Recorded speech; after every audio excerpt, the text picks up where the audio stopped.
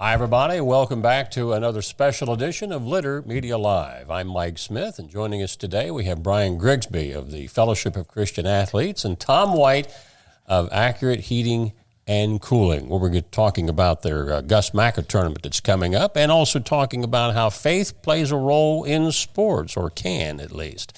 Our interview today brought to you by Litter Quality Propane. There's no bill when there's a fill. Contact Litter Quality Propane today about our metered gas service at litterpropane.com. Back with Brian Grigsby and also Tom White. As you can see on the screen there, the deadline to register for this year's Gus Macker, I believe that's coming up on May the 12th. Yes. How did you come up with the idea as Fellowship of Christian Athletes been the benefactor for this year's Gus Macker? To be transparent, through a lot of prayer, we had an opportunity presented to Tom to get involved with Gus Macker. Dr. Gray had brought the tournament back last year and her team, and they were looking to kind of make a transition there. And so they brought it to Tom, who's had a history with Gus Macker, brought it to me about what would it look like for FCA to take this on. And so we prayed through that a lot, and it just seems like, I could go on for an hour, but the symmetry there, but obviously there's basketball and it's sports, which is the world that we live in with FCA. But then we can also, how do we make this a community event? How can we unite not just us as a ministry, but how can we unite churches? How can we unite the civic, with the city and all that, and then also uniting the churches and the impact that we could have on a community when we do that. It just seemed like a no-brainer for us to take this on.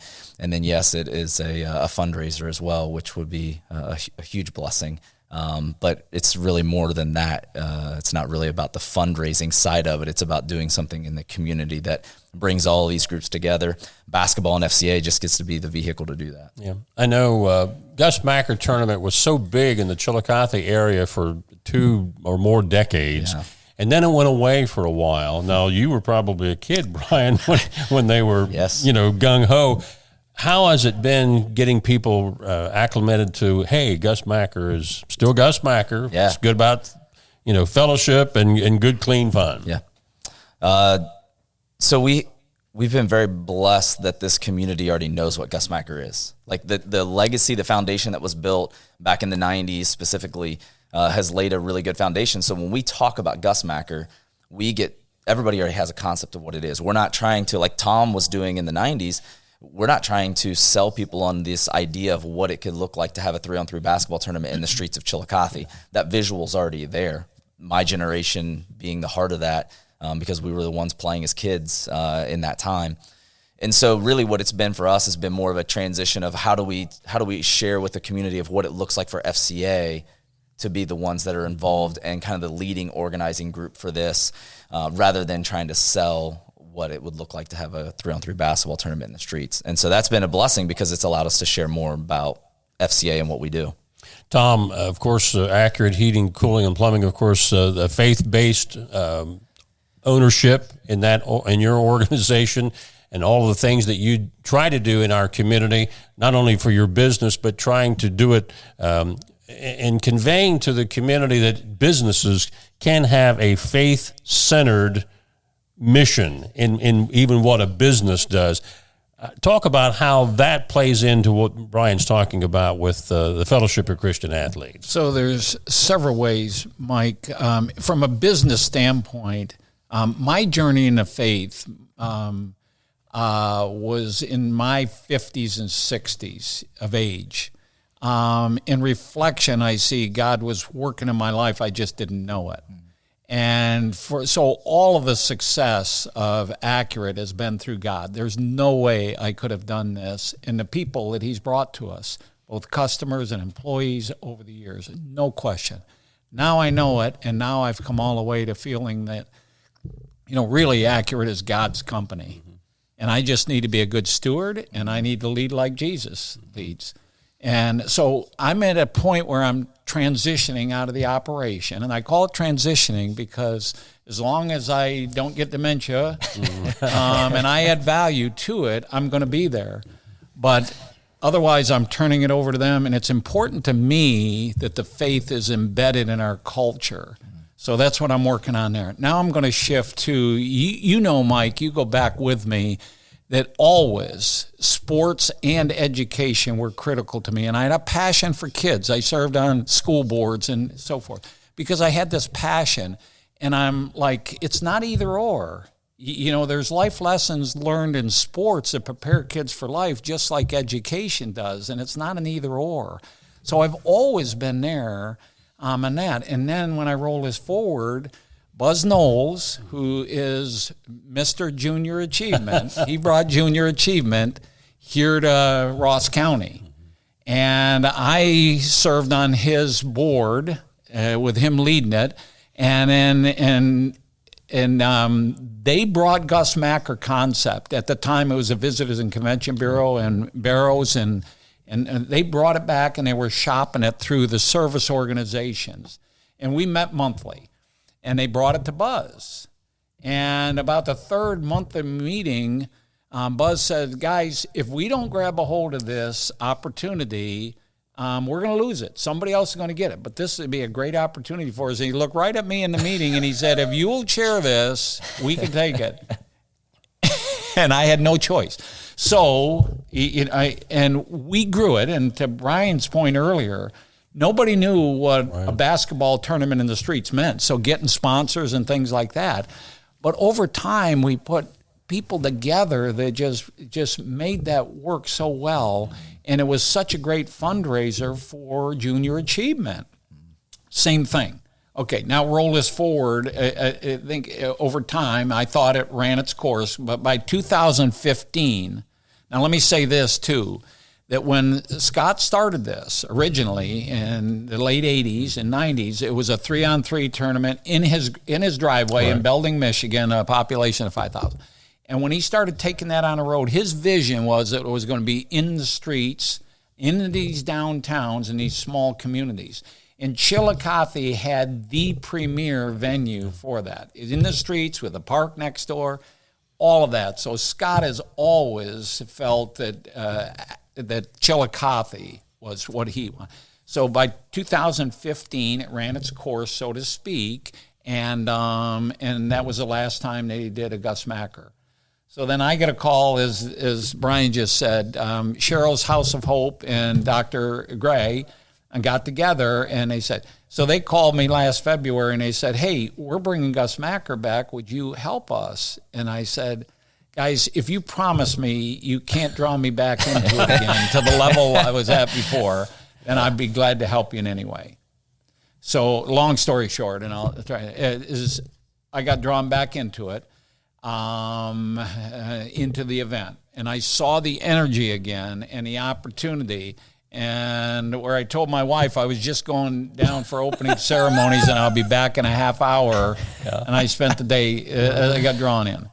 So then all the time I'm saying, if FCA would take this on, then I will be in. If they won't, so Brian brought it to Brian, and they ran it through FCA, and it was a good fit. So here's what I see, Mike, where sports and education are two legs of the stool.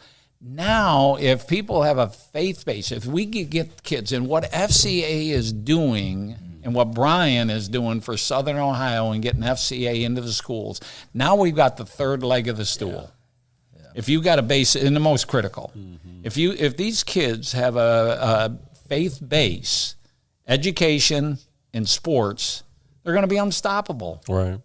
Yeah. So, Brian, I know you're growing the FCA here in the area. How many schools are you in now? That's a great question.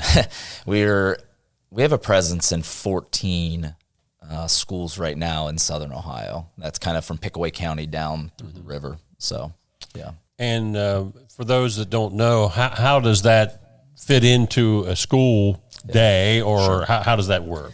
Yeah, so that's one of the things with FCA is we are able to have good structure as far as like we are able to present to that local school, here's what FCA can look like. But the reality is each school's different. They have to kind of, what's the need in this school? How does it fit? How does FCA fit? And so then we kind of work with the school to make that happen. So we have some groups that meet in the morning before school. Like, there's just the reality is that's the best time for them to meet. So they'll meet in a classroom or somewhere from 7 to 7:30, and class starts after that. Or some schools are a little later, so it's from 7:45 to 8:15. And so it's just before school, kids are able to gather, and which is what we call a huddle. We have other groups that meet during lunch, because the way the schedule works is that they have a lunch period where kids are able to go and do a club type thing. And so, again, we'll meet in a classroom or whatever. So it just kind of depends on the group. And then we have some schools that right now it's really tough for us to have a time for them to meet on campus.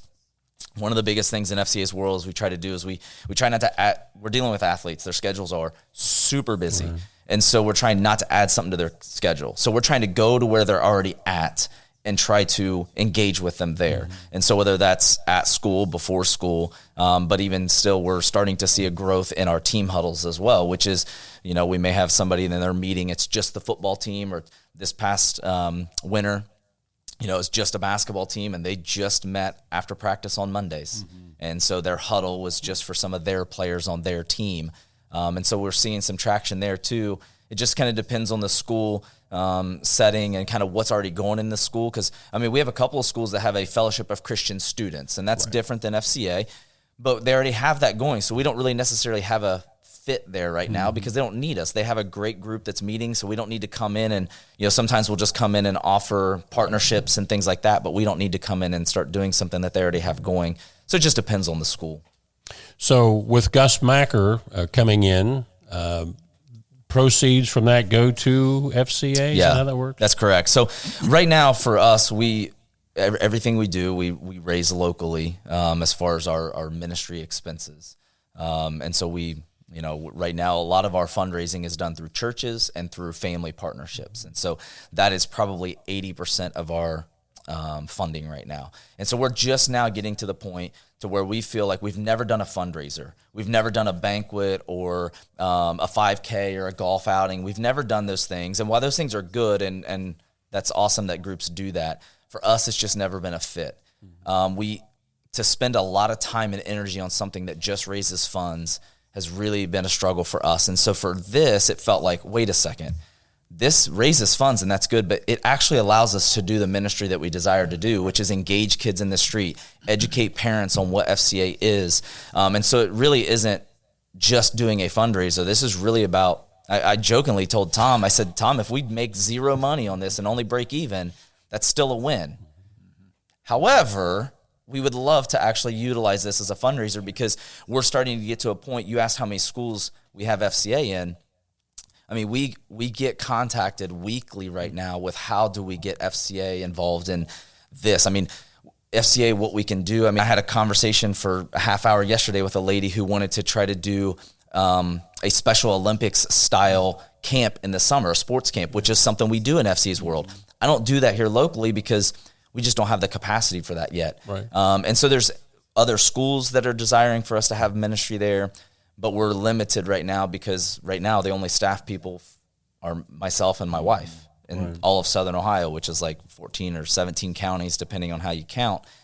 And so anyway, so we're trying to, we have to take the next step. And for us to take a next step as a ministry to serve the needs that were being presented to us, is doing something that's a fundraiser that then allows us to kind of go to the next level of hiring more staff and gaining more resources and stuff like that. I was listening to an interview coming in this morning, and it was talking about young people and the despair that so many young people have in our world today, not just in this country, but worldwide. And the program host was talking about, I had my issues when I was a kid, but I don't see the issues that his children had to grow up with currently. And there's obviously a tremendous need for that faith component in our lives. And when we don't have it, there's despair and hopelessness. Yeah. And I know that's part of what you're trying to bring to our young people. It really is. So we live in a life right now with FCA, and we're going to try to lace this in as much as we can to Gus Macker, is our core values of integrity, service, teamwork, and excellence. And those are all great things. And that's how we want to operate as a ministry. That's how we want to operate Gus Macker. But the reality is like the real root, none of that actually matters if we're missing the giant whole of Jesus. Yeah. And so for us, like, we are seeing that, you know, I'm seeing faces, which is not good, but seeing kids that, man, they're lost. Yeah. They're broken. And right now they look at their screens to try to find answers. Right. Or they look at their peers, but most of the time, honestly, it's their screen, and they're trying to find answers, and they're finding answers, but it's just still leaving them empty, and it's leaving them hopeless and lost or more confused. And so we're just trying as best we can as, okay, we set the stage, we give them a space, whether it's a huddle, whether it's a Fields of Faith event that we do, whatever that is, we just try to introduce them to Jesus, because we know that ultimately, once they have that answer, then they can lead a life of integrity, be a great teammate, be servant-hearted, obviously do things with excellence, and they can thrive in those things. But it's just going to fail if they don't have Jesus at the center of that, and if that's not the core of it. So anyway. And Tom, I know from your experience, not only in faith in business, but faith in your community with your family, you see that this really does work. This just isn't a, throw it in the air and let's see what happens. It works. Well, Mike, you're so right, and I just have a few more years even on you. But it's in reflection. It's incredible when you can reflect and see how important it is, that foundation. Now, and Brian, you articulated all that so well. If we can get to these kids and we can stop that slippery slope from despair to hopelessness, which is the end, and we can turn that around and catch it early enough to get to these kids to, as soon as we identify some of that despair and what are the sources of that, and what are the alternatives to turning that around, and we can get them to understand that, because it's not that we fail, because for 20, 30 years at Accurate, I didn't fail. But there were many times where I wanted to throw in a towel, and I thought I was a failure, and I was going to fail, literally. But then when I see that, I need God for all of this. Not only did God get me where we were at by bringing the people and who are, but then moving forward now, I can't imagine getting through this world without, as crazy as. So I look in the eyes of the kids. And they got to be so confused. Yeah. And it's heartbreaking. So to your point, Mike, it's partly in us being able to look in reflection and say, you know what, I'm grateful that I got through this, but now it's God that's going to get me through this, because I can't imagine even for the rest of my life getting through it without. But He gives us the freedom of choice. Right. He's always there. Yeah. But He doesn't force it on us. For so many years, and I was, of course, Tom's old enough to remember the 60s, the early 70s, you don't trust anybody over age 30. Of course, the people that said that are in their 80s. But if young people can see that the older generation have not only been sustained, but are thriving with what we're talking about, it's like, there is something to this thing, that it's the long haul. It's not just a fad. It's not just here today and gone tomorrow. Yeah. And so there is a connection that we in our older years can even have on young people. And sometimes I think the enemy wants us to believe, they're not going to listen to you. Right. Exactly. Think again. To wrap up, Brian, we said May 12th is the deadline. Yes. Give us information on how people can get more information. Yeah, so just go to macker.com is the easiest way, and then on their website, you click on the city of Chillicothe, and that'll take you right to the registration link that you can register your team. And we need, obviously, teams to register. And then you can also, we have a Facebook page, a local Chillicothe Gus Macker Facebook page, which I have personally been answering a lot of questions on, which has been fantastic. Just people responding and trying to get more information. And so that's been really good. So you can check out more information there between the posts and the comments and stuff. There's a good way to get educated on a lot of questions. Again, our guest today on special edition of Litter Media Live has been Brian Grigsby of Fellowship of Christian Athletes, and one of their great sponsors, Tom White of Accurate Heating, Cooling, and Plumbing. Our sponsor on our interview today has been Litter Quality Propane. I'm Mike Smith.